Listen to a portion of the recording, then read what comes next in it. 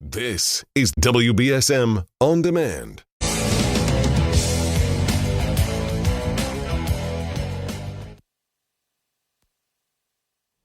Good morning. Good morning. Having a fun crossover there with Tim. And we can't believe it's elections almost here. Actually, it's here today for those of you who want to vote. But it's really getting down to the wire. It's getting down to the wire. So what will I talk about after the election's over? Because I really hope that whoever wins big, right? Whoever wins, obviously I'm with Trump. You guys listen, you know that. But I hope that there's no question. Whoever wins, I hope they win big, right? I don't think it's good for the Republic to have indecision and people question the elections. And I hope that whatever sides, and by the way, both sides have been guilty of this. I hope that whatever side wins, the other side will recognize the victory and work with them, right? You don't have to sell out your principles, but you got to work with the other side.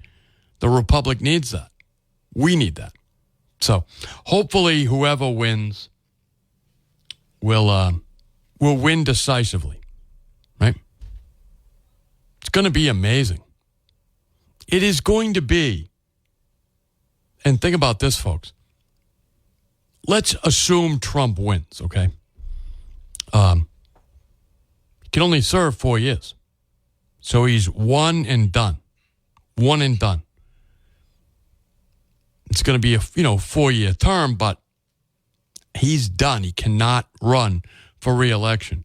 And I know there'll be some people out there that want to change the Constitution and all of that, but we're not going to do that. And I don't think it should be done.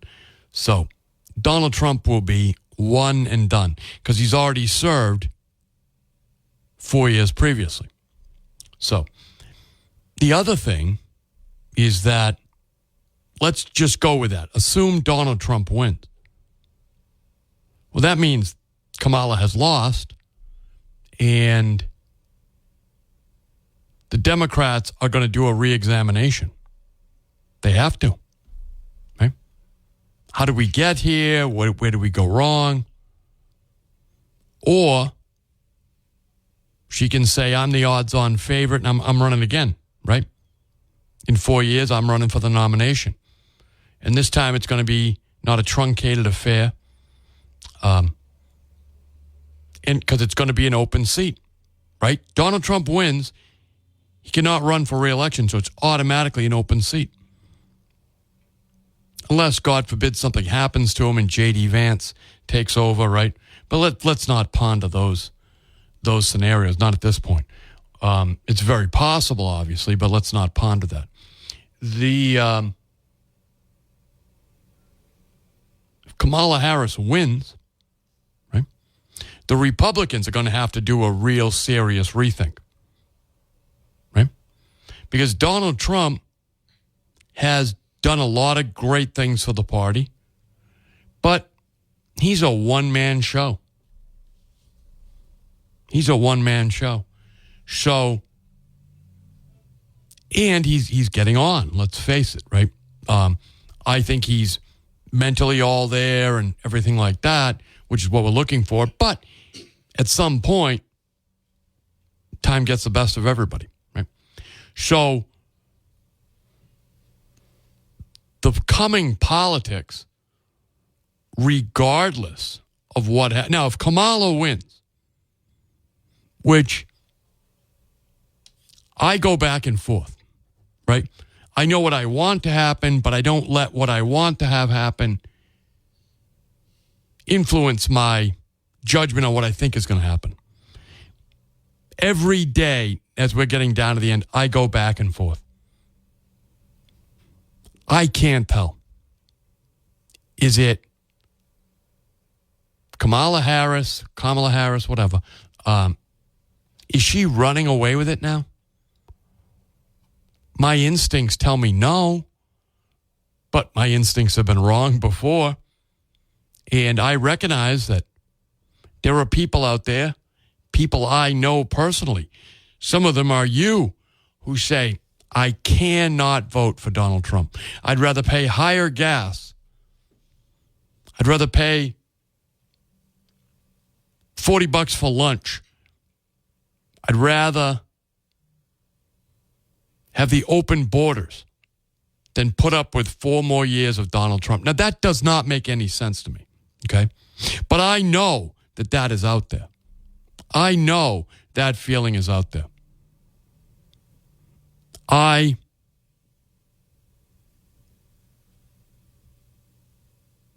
astonished we haven't had more serious terrorism, more serious crime with the open border. But I know tomorrow's another day. I was around on September 10th, right?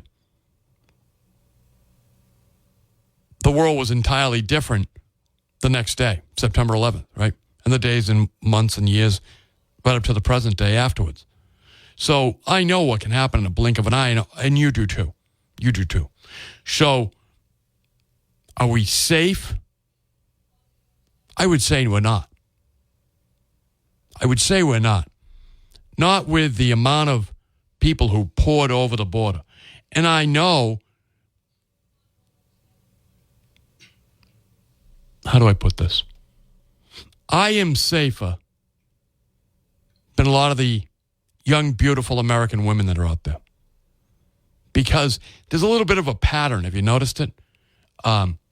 Where these illegal migrants, and some of them who were just flown in under this crazy program that Harris and Trump put together, flying illegals right into the country.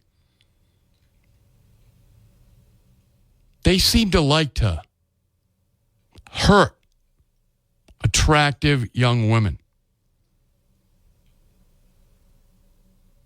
I bet they don't even ask them if they're Democrats before they rape them, right? Do you know if you're a Democrat, you're immune from crime, apparently. They act like it. These young, beautiful girls that have been, in a lot of cases, raped, sodomized, and then destroyed, right? Murdered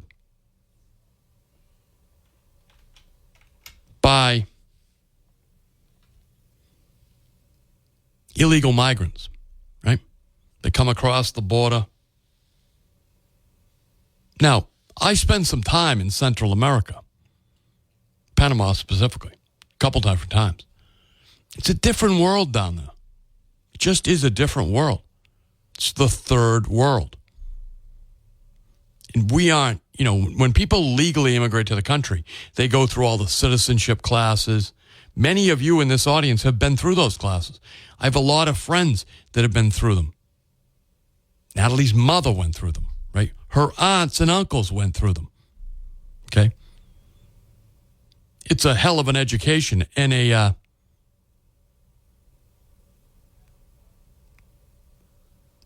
do I put it? It makes you really grateful to be in America, to be becoming an American citizen. But we're skipping all those steps for these people. We're just putting them in. Some of them are on parole in the country after crossing the border illegally. They'll be in a questionable status for like 10 or 15 years. So I really don't think we're that safe at all. I really don't.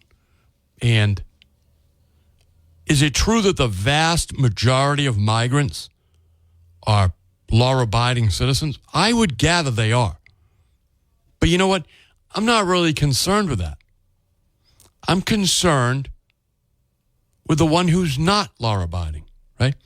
Who's a sexual predator, who's got third world values, and now living in Fairhaven or Greater New Bedford, right? That's what I'm concerned with. And there's no way that Joe Biden or Ms. Harris with their Secret Service protection has any consideration, or they wouldn't have let it happen. That border is a disaster. And I get it. They wanted more wages or lower wages, right? They wanted more workers competing against American workers to drive down the wages that are paid in America.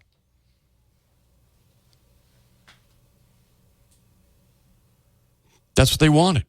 So they opened the border. And they also, I think, wanted to change the socioeconomic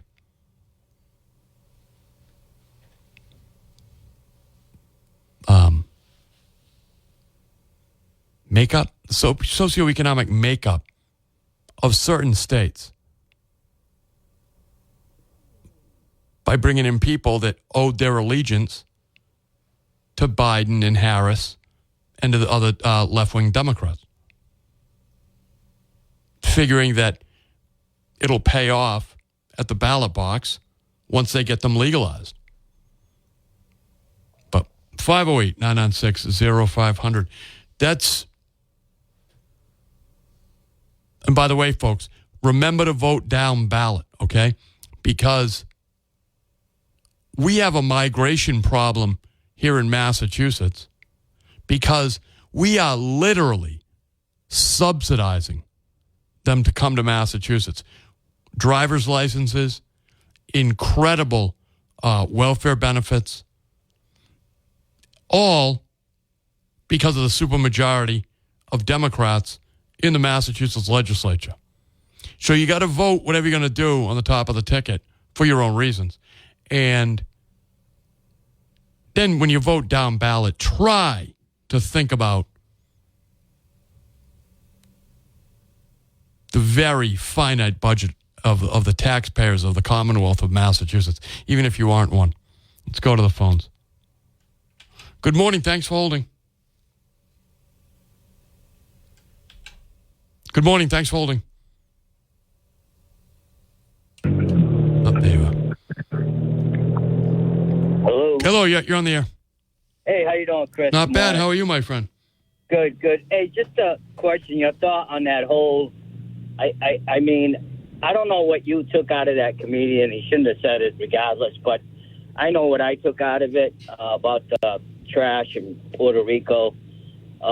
You know, my whole thought was that maybe he was just bringing it up that after the hurricane that the place still isn't, you know, up to par and it's still all messed up and it should have gotten taken care of, at least helped them out more. But I don't know what you took out. Somebody mentioned it to me. Oh, that's it. He's all done because of, you know, the Puerto Rican population not voting for Trump now because of a comedian that said that. Well, what did you take out of it? My feeling is the guy realized that was the biggest audience he was going to have. He's a roast comedian, so he did his material, and apparently, though, he went off script. So I don't know if he's really a Trump hater and saw the national stage and figured he'd make a name for himself and screw Donald Trump. I really don't know. But it was about that right. well. It was really dumb, though. Yeah. But he's never been more famous. Yeah, I guess now. But yeah, I mean, that's the only thing I could think about it. I mean, if he was really, you know, poking up against the Biden administration about not helping Puerto Rico, and it was still trashed, you know. So other than that, I mean, if that was intent, that was kind of stupid. But that was it. Thank you. Thank you, my friend, as always. 508-996-0500. Let's go to the phones. Good morning. Thanks for holding. Chris, I have to respectfully disagree with that caller. Okay. You know, the guy is just plain stupid. He, you know, for him to say what he said, you know, if he was, it was the wrong venue to say what he said. If he was doing this thing in front of a different audience at a comedy club or something, he probably could get away with that. Oh, sure. You know, comedians pick on you all the time. They say some vile things to people in the crowd, and you go, wow, I can't believe he said that. But where he was the wrong place, you know, and it, regardless if he was off script or whatever, he just screwed up and said some stupid things that he shouldn't have said. I think as far as the voting, I think that, well, it's pretty obvious there's a lot of Hispanics because they were picketing and taking endorsements back and all that. So it did affect a lot of Hispanics. I'm not sure how much, Right. And if they'll move the needle, but definitely, Hispanics are really pissed off about that. Secondly, as far as like you were saying about people out there that just hate Trump and, they'd rather pay a little bit more in gas, a little bit more at the register. Yeah, there's a lot of people that do feel that way. No, it's absolutely. It's amazing to me, but I get it. I mean, they're not lying. You could, if you get in a real conversation with people who feel that way, they'll tell you. Yeah. Lastly, is I think Donald Trump wins the election, and the reason why I feel that way, I think that in the battleground states, I don't think that you'll overcome that, regardless, even if it's close. So I see him winning, but and because of the battleground states, and that's my opinion, though. Who knows when it comes to these things? A lot of times it turns out opposite what you think, Yes, I know exactly, my friend. So I used to have a guy here in town, but he sold his store. Chris Keene owned Moriarty's Liquors, and he was like one of my go-to guys for information and just a feel for the public, because he'd have, I think that beer and wine is nonpartisan, right? So he would always kind of know what's going on and get a sense of the public for me. And back in 2016, he said, I'm telling you, the amount of people that are voting for Trump is shocking. And he knew them all, right? Because people would always talk with him. So, but he sold the store, so I don't see him as often as I used to, and he doesn't see his customers. So I lost that resource.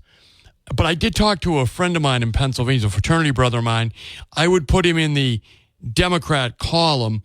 He's not like a communist or anything, but he's just like a liberal guy, family man. And he told me that he thinks Trump's going to win Pennsylvania based on his neighbors and the signage and stuff like that. But I just don't know. And I was talking about last week or earlier this week, maybe. I don't understand why the vice president, Ms. Harris, was down in Texas. That seemed like maybe she knows something. Yeah. I don't know. You made some really good points there. That's my thought on it. I'm not a Trump person, but everybody has the right to vote who they want to. Absolutely, and they got to go do it. But people say Democrats. Most of the people I know, and I'm a Democrat, is that they're not for all the immigrants coming to here undocumented and going across the border. I think they should go after every person that's illegal in the country, because there's hundreds and millions of people that are here that come, they stay, their visa expires, they stay, they never go back, nobody says nothing. I think they need to go after everybody, not just one particular group. Oh, I totally agree with you.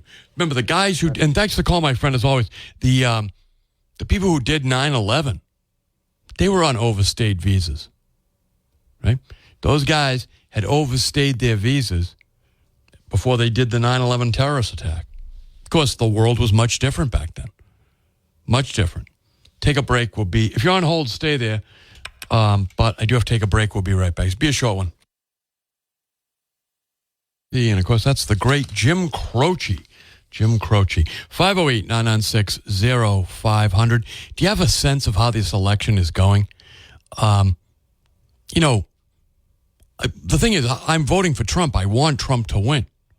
I make no secret about that. You know that. But I'm wondering if my enthusiasm for President Trump is clouding my judgment. Because I know there are people out there that, as I said earlier, would rather pay higher gasoline. Doesn't make any sense to me, but would rather pay higher gasoline and live with open borders than they would put up with Donald Trump. I mean, there are a lot of people like that. Like I said, it doesn't really make any sense to me. But 508-996-0500. Good morning. Thanks for holding. Good morning, Chris. How are you? I'm not bad. What do you think? What do I think? You don't want to know what I think. I agree with those callers about the comedian that said that joke about Puerto Rico. I think more bizarre, and this has been a really bizarre election period, is that Joe Biden doubled down on it a few days later, which caused Donald Trump to do the whole, another skit. He did a skit at McDonald's. Now he just did a skit with, with a garbage truck and his garbage collector's safety vest on. And I think the Democrats kind of handed over, to Trump, and the joke is really bad, not going to stop the election. But I did have a question for you. So I think that voter integrity for national elections is the most important part. I know that each state has its own voting system, but isn't it time for a redo of federal elections and how the process works? Like, maybe there should be a law that says that voter rolls need to be reviewed and cleaned every year, because you have to, eat a big steak. You're doing it one bite at a time. Mm-hmm. And it seems like they're trying to clear everything out a few months before the election, and that causes a lot of controversy. Seems like to me that voter ID is something super popular in the U.S. I think I saw it was like 70% of the people in the U.S. Prefer voter ID. Oh, yeah. Which does clean out a lot of that stuff. I don't know. What do you think? So I think voter ID is absolutely important. And people who say, well, some people don't have IDs, and they specifically try to point to certain minority groups, that is like the most racist thing I've ever heard. Everybody has an ID. You can't do anything in America without an ID. You can't cash a check. You can't go into a federal building. You can't get on a plane. I mean, you just can't do anything without a photo ID. So I think that it's absolutely imperative. Now, I like the fact that different states control the election laws because I think smaller is better. And Massachusetts has gone and done a very dumb thing. It was the chairman of transportation from Fairhaven. He's from Mattapoisett. Bill Strauss, Democrat, who authored and pushed through the legislature driver's licenses for illegal aliens. Now, if you watch that process, and I did, there were a number of amendments by the Republicans and some very smart Democrats who said, we've got to make these IDs distinguishable from our citizens, right? And they refuse to do that. So you've got IDs that look just like my ID and your ID that are in the hands of Guatemalan nationals. Right. I'm sure that a lot of people could make a fake ID and that the election workers in Freetown, nice people, but they're not going to know the difference. Well, it doesn't have to be a fake ID. Yeah, exactly. But you get, the fake IDs from China now are unbelievable. I'm sure. It's just printing and laminating, so anyone can do that. I guess what group in the country would be would Congress be the one that would change the laws nationally as far as how national elections work? Okay. Although the president, I guess, in today's day and age, could try to just put an executive order through and say, "Take me to court," but that wouldn't. It would last for one administration. Yeah, and it would kind of ruin it because, especially if Trump did it, anything that he's going to put into executive action is going to immediately be challenged. So anyway, all right. I was just kind of curious, but thanks, Chris. No, thank you, my friend. Thank you. I appreciate it. Remember to vote out there in Freetown. 508-996-0500. I think voter IDs are really important, but again, we as Massachusetts taxpayers are subsidizing our own invasion. It's pretty crazy, but we are. And you'll have an opportunity in November. You have an opportunity today, really, if you want to early vote, to make a change, to send a message. Will it change everything? Of course not. But will it send a message if a Democrat, a liberal Democrat, doesn't get reelected because you're upset over the use of tax dollars for migrants over and above what you ever expected to pay for foreign nationals? I would say it would. I was talking with a Democrat member of the legislature who's, trust me on this, he's a normal guy. He's not in favor of all this stuff. And I said to him, don't you agree with me that somebody's going to have to lose their job He goes, absolutely. And he doesn't have an opponent this year. But that somebody has to lose their job, maybe a couple people, or not get elected to change the operations of Beacon Hill. Right? Remember to vote no on 5. Vote no on 5. Good morning. Thanks for holding. Good morning. How you doing? Hey, I want to talk about that comment that you've been making all morning. Okay. What is it? The comment about people rather spend more money on gas and more money on. Well, some food people than would. both Some Donald people would. Trump. Yeah. Some people would. Yes. You know what that's called, right? Insanity. That's called spite. Oh, spite. All It's right. called spite. You know what I'm saying? And if people are going out there and voting for the other person over spite, I mean, look what kind of country we're living in now. Certainly, part of the country's living that way. Yeah, absolutely. I still think, at the end of the day, I'd like to hope that most people are rational and they want to have a border. They want to have less inflation. I'm going to have to disagree, man. I think in this country there's a lot more rotten and nasty people than there are good people, man. Really? And the good people are losing really, really bad. I hope you're wrong, but I mean, I'm not wrong. I'm not wrong. I see it every day. When did you first decide this?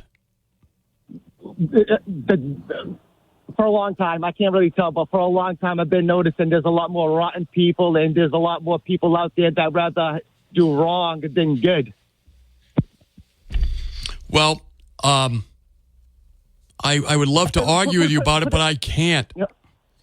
Put it this way, in today's world, it's the me generation. They don't care about you. They don't care about their children. They don't care about the future. They care about right now. What can I get right now? They will sell their soul, but instead of the future. They're mortgaging their future for right now. Yeah, absolutely. That is, how do I put it? Makes me want to go vote more, basically, because people, we've got to cancel that out. People got to have the right attitude about life. Life is precious. I understand that, but I mean, in today's world, people rather have a cheeseburger than have, a future where their children is with a bright future, and they don't care about that. That is sad. That is sad. But thank you, my friend, for the call. Don't be a stranger. Look, it's like we had Shane Burgo in the other day, right? And he's an advocate for the 10 cities. He wants to put those up. And he also endorsed Mark Sylvia for the state legislature. So I suggested to him, hey, you got these homeless people out there, right? And they're not aesthetically pleasing, okay? I'm very sympathetic to them. Believe me, I am. But my idea would be give them costumes, okay? Dress up the homeless people if they want to. It's not a mandatory thing. I'm not saying force them. But I think if you get a panhandler, right, and let's say he's dressed up like Mickey Mouse, right, I think he's going to do better panhandling. I think he's going to get more contributions.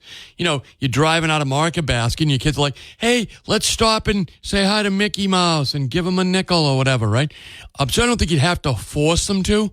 But wouldn't the city of New Bedford look better if you had like a couple of Fozzie Bears, maybe a Kermit the Frog, dare I say, like an elephant, right? Maybe Baba the elephant. You know, you'd have to probably have two guys in that costume, right? Guys for the front legs and the trunk, guy in the back. And that might be a little uncomfortable. But we'll do that in February, not July, right? But I think that giving the homeless people the opportunity to dress up in uniforms, costumes, right? I mean, Disneyland wouldn't be as happy if you didn't have a bunch of Mickey Mouses. And, you know, that's not the same guy every time. Right? That's just the same costume. They rotate in and out of that costume. Put a Goofy out there, a Kermit the Frog. What about an Elmo? Why not, right? And you're homeless, you're panhandlers. They do a lot better. The city would look a lot more fun. Your kids would be amused. And we're coming into the holiday season. Maybe a Rudolph, an old Jolly St. Nick. I mean, just let's have fun with it, right? It doesn't need to all be miserable, right? Dress up the homeless. Give them an option. That's a career. It's a career. 508-996-0500. Good morning. Thanks for holding. Hey, good morning. What's happening? You know the bridge that they just made over Route 18? Yes. You think you could try to make it go that they name it after a veteran? Because you got the veterans home right there. I think that would be a marvelous idea. Do you have one in mind? Yeah. No, I don't. No. I've been thinking about that for a long time. I tried calling you a couple of times, but something happened. All right. Thank you. Hey, thanks for the call. I appreciate it. Have a good day. Be careful out there. That's not a bad idea. How about this too, though? Sell the naming rights, right? Sell the naming rights. Bob Kraft sold the naming rights to his stadium to Gillette. Why? Because it's another source of revenue. Why couldn't, and maybe there are rules against this, by the way. There may be, because I think that's actually a state project. Sell the naming rights. 508-996. If you're on hold, stay there. We're going to take, actually, let me get this call first. Good morning. Thanks for holding. Hey, what's up, Chris? You tell me. So jumping on the last two callers ago talking about voter ID and illegal immigration, I am 100% in favor of voter ID. My only issue is the barrier to entrance, right? You are allowing the state to put a barrier, a financial barrier between you and your right to vote, against purchasing a license to carry. I think that should be issued for free also, because that's a constitutional right. So your gun licenses should be free. You could go in, you get all your background checks done. You go in, you don't even pay a dime, and once you pass all the background checks, you get your vote, you get your gun license, and then the same thing, you pass all the checks and balances, and you're issued your voter license or your voter ID itself. Whether that's like a stamp on your actual driver's license or something needs to be done, but there cannot be, in my opinion, a financial barrier to that ID, whether it's a gun license or a voter ID. What do you think? Well, I get your principle on that. I totally do. I would say, so on the ID to vote, you could just do a state ID. But look, here's the reality. In today's society, as long as you accepted a driver's license or a Massachusetts ID, you can't exist without one of those. You can't. Right. No, I agree. So as long as you accepted one of those, somebody's going to have it. It's not an additional burden. You don't have to get one just to vote. You got to get one to cash your welfare check. No, I agree. I agree. I'm just saying on a constitutional principle, there is a financial barrier. But yeah, the fact that the Democrats and progressives out there, not all Democrats, I like to distinguish between the two, Democrats and progressives. Yes. Progressives, they consistently say, oh, well, black people, they can't go out and vote because they don't have voter ID. They don't have an ID. So really? Racist. I said, that's 1,000% racist, because you know what? You need an ID to go get liquor, to go get cigarettes, to go get a lottery ticket. To get a job, you need you can't have a job without you. I've hired people. You've hired people. You have to ask for those two forms of ID, one of which has to be a photo ID. If you have a job, you have an ID, and most people, black people, have jobs. It's just outrageous.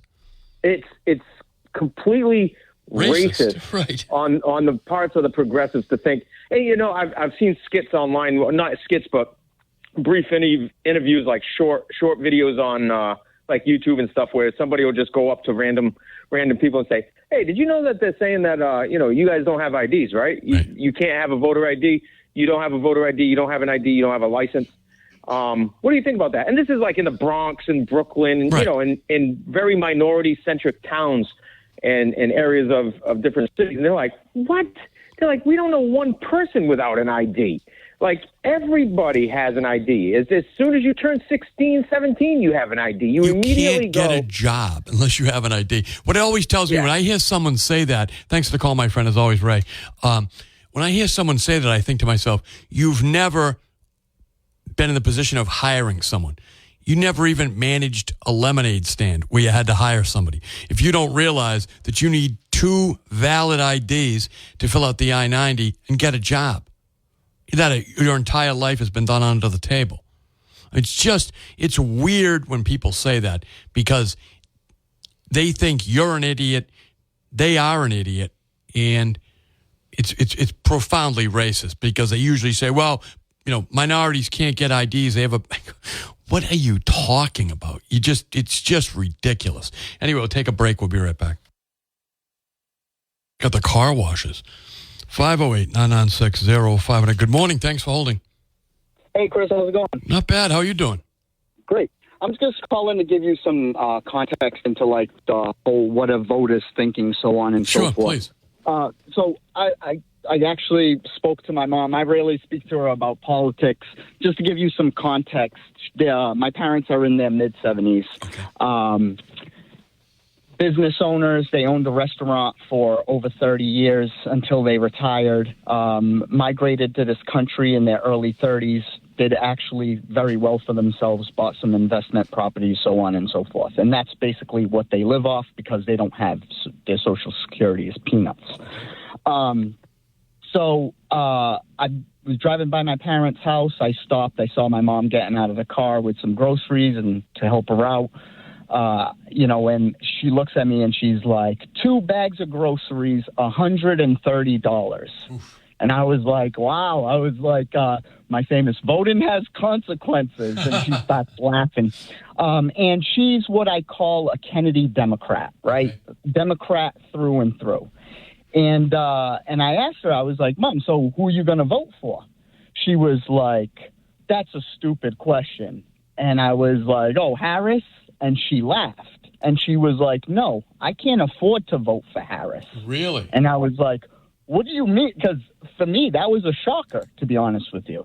And I was like, what do you mean? And she was like, how can I continue to live and paying these prices for groceries? She was like, what people don't understand is that these Democrats are creating a Republican country. And I said, what do you mean by that? She was like, they're creating a country for the rich.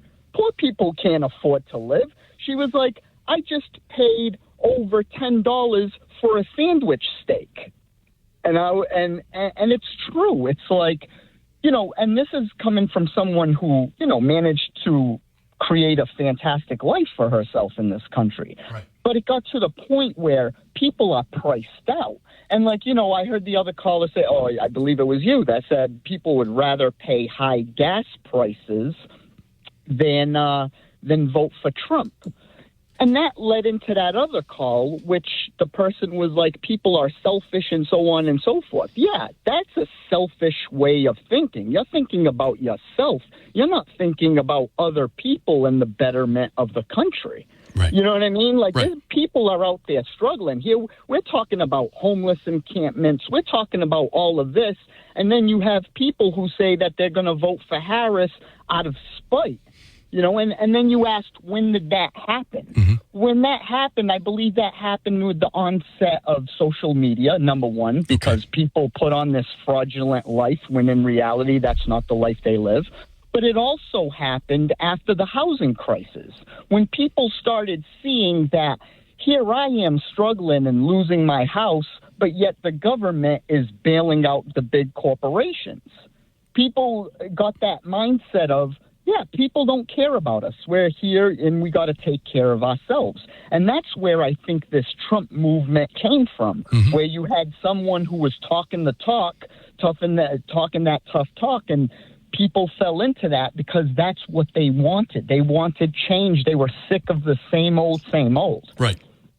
No, and that's where my mom is right now. She's sick and tired of the same old.